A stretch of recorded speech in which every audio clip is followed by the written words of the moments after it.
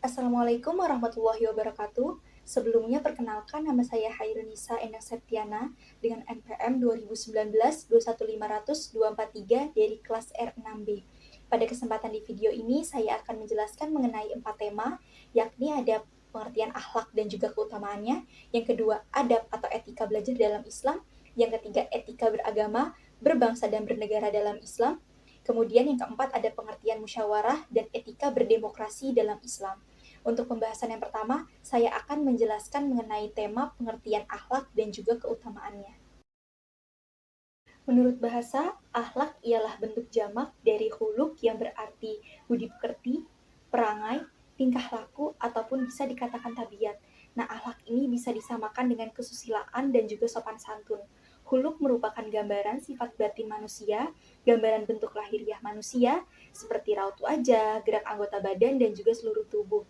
Nah, seperti yang sudah saya jelaskan sebelumnya mengenai definisi akhlak menurut bahasa, yang berarti budi pekerti, perangai ataupun tingkah laku, dan tabiat ataupun bisa dikatakan watak yang dilahirkan karena hasil perbuatan yang diulang-ulang sehingga menjadi sebuah kebiasaan. Nah, dari pengertian ini menunjukkan bahwa akhlak adalah sebuah kebiasaan ataupun sikap yang mendalam dalam jiwa manusia di mana timbul perbuatan dengan mudah tanpa mempertimbangkan terlebih dahulu yang dilakukan secara berulang-ulang hingga menjadi sebuah kebiasaan. Dan perbuatan itu bisa mengarah pada perbuatan yang baik ataupun juga perbuatan yang buruk. Nabi Muhammad SAW bersabda, "Akmalul mu'minina imanan ahsanuhum khuluqan," yang artinya mukmin yang paling sempurna imannya ialah yang terbaik akhlaknya. Hadis riwayat Tirmizi dan Ahmad. Hadis ini mengungkapkan hal yang sangat penting dalam Islam, yaitu akhlak. Pertama ada bijaksana. Al-Ghazali menyebutkan bahwa kebijaksanaan merupakan salah satu keutamaan jiwa rasional yang memelihara jiwa al-ghadabiyat, yang memungkinkan seseorang dapat membedakan yang benar dari yang salah dalam semua perbuatan yang disengaja. Kemudian ada keberanian. Nah, keberanian ini adalah suatu keutamaan bagi kekuatan marah, namun bersama kekuatan semangatnya, ia tetap tunduk kepada akal yang terdidik dengan pendidikan agama. Kemudian ada menjaga kesucian diri atau al-ifah, memelihara diri agar terhindar dari segala perbuatan tercela, adalah keutamaan kekuatan syahwat yang sangat mudah untuk mengikuti kekuatan akal, sehingga kesedihan dan kegembiraan sesuai dengan petunjuk yang diperintahkan oleh akal. Kemudian yang terakhir ada keadilan.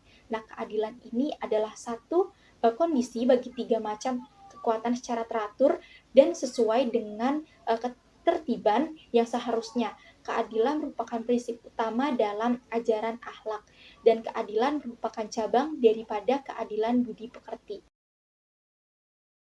Dalam bahasa Yunani kuno, etika berarti etos yang apabila dalam bentuk tunggal mempunyai arti tempat tinggal yang biasa, padang rumput, kandang, adat, akhlak, watak perasaan, dan juga sikap maupun cara berpikir. Nah, dalam bentuk jamak artinya adalah adat kebiasaan. Jadi, jika kita membatasi diri pada asal-usul kata ini, maka etika berarti ilmu tentang apa yang biasa dilakukan atau ilmu tentang adat kebiasaan. Sedangkan belajar merupakan suatu proses individu dalam berinteraksi dengan lingkungan sekitarnya, sehingga menimbulkan terjadinya perubahan tingkah laku, baik sikap, keterampilan, maupun juga pengetahuan. Nah, perubahan ini terjadi karena adanya respon dari individu terhadap sebuah stimulus yang diperolehnya. Dengan demikian, aktivitas belajar manusia terjadi secara sadar dan disengaja dan tidak secara kebetulan. Maka Islam akan menjadi agama yang universal, mengatur hubungan yang baik dengan sesama manusia maupun dengan Allah Subhanahu wa taala. Islam tidak hanya mengajarkan tentang akhirat saja, melainkan juga harus memperoleh kehidupan keduniaan juga. Disinilah Islam menjadi jembatan untuk bisa memperoleh hal-hal keduniaan, namun tidak merupakan tentang Tuhan.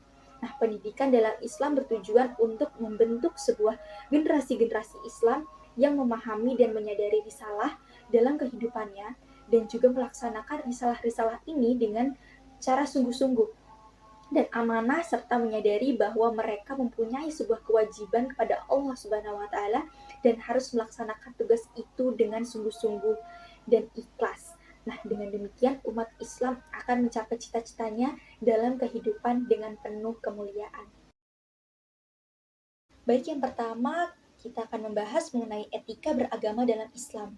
Berbicara masalah etika beragama tidak akan terlepas dari masalah kehidupan manusia itu sendiri. Dengan demikian, hubungan antara etika dengan agama sangatlah erat kaitannya. Nah, yakni adanya saling isi mengisi antara satu dengan yang lainnya.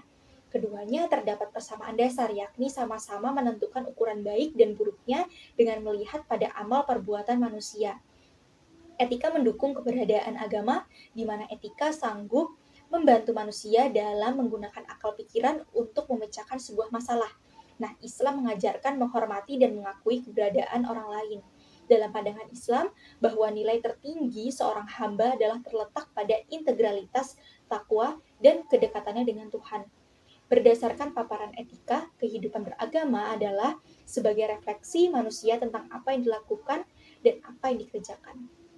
Kemudian yang kedua, kita akan membahas mengenai etika berbangsa dan juga bernegara dalam Islam. Islam mengatur tatanan kehidupan dalam aspek terkecil dalam kehidupan manusia seperti bertetangga dan juga bersilaturahmi. Islam pun juga mengatur tatanan kehidupan dalam aspek terluas kehidupan manusia. Salah satunya yakni etika berbangsa dan bernegara. Etika ini sangat diperlukan dalam kehidupan manusia. Tanpa etika ini, maka kehidupan berbangsa tidak akan berjalan tentram, damai, dan juga rukun. Nah, begitu pula dengan etika bernegara dalam Islam. Etika itu mendasari tingkah laku yang mendorong tercapainya kemaslahatan umat. Islam meletakkan etika sebagai pangkal dari segala sumber keilmuan. Karenanya dalam mewujudkan negara yang jujur, adil, bebas, dan juga rahasia haruslah dibenahi sistem etika bernegara yang baik. Al-Quran telah menjelaskan tentang pentingnya persatuan dan kesatuan sebagaimana yang tercantum dalam Al-Quran surat Ali Imran ayat 103 yang berbunyi, A'udzu billahi minasy syaithanir rajim. Bismillahirrahmanirrahim.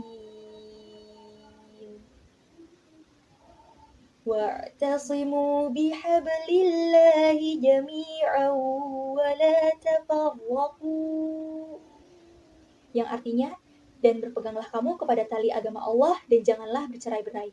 Ayat di atas memberikan penjelasan kepada kita untuk senantiasa berpegang teguh kepada ajaran-ajaran Allah, yakni Islam, yang menjadi pijakan utama dalam menjalani kehidupan di dunia, dan Allah memerintahkan kita untuk memperkuat persatuan dan kesatuan beragama, berbangsa, dan bernegara, serta menghindarkan dari segala perpecahan yang sangat berdampak bagi kehidupan manusia itu sendiri.